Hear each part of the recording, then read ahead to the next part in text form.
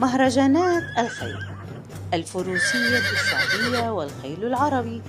تنتشر نوادي الفروسية الشعبية والخيل العربي في كل مدن ليبيا، وتعرف بأسماء مختلفة، وتقوم بمسابقات ومهرجانات ترفيهية مختلفة طيلة أيام السنة، وفي مناسبات مختلفة وطنية وأعراس واحتفالات يشترك فيها أعداد كبيرة من الفرسان بخيولهم، وتشكل سوق ثقافية مميزة لأعداد الحاضرين من الجمهور المحب لهذه العروض.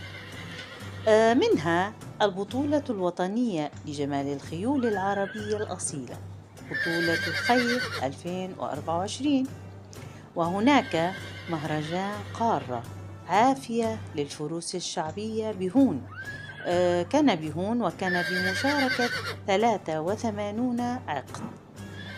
مهرجان الجيد للفروسية الشعبية مدينة مصراتة، وهناك مهرجان احتفالية يوم الشهيد أيضا كان بمدينة مصراتة، وهناك المهرجانات الأسبوعية التي تسمى بالميس.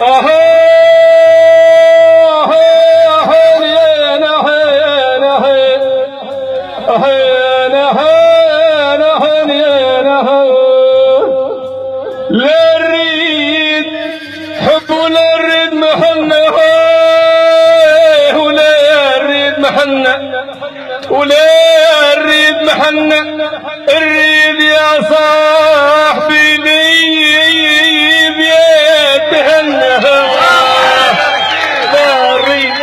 وراكم تقليد وبارك الله فيكم. صلوا على النبي، صلوا على النبي رجاء.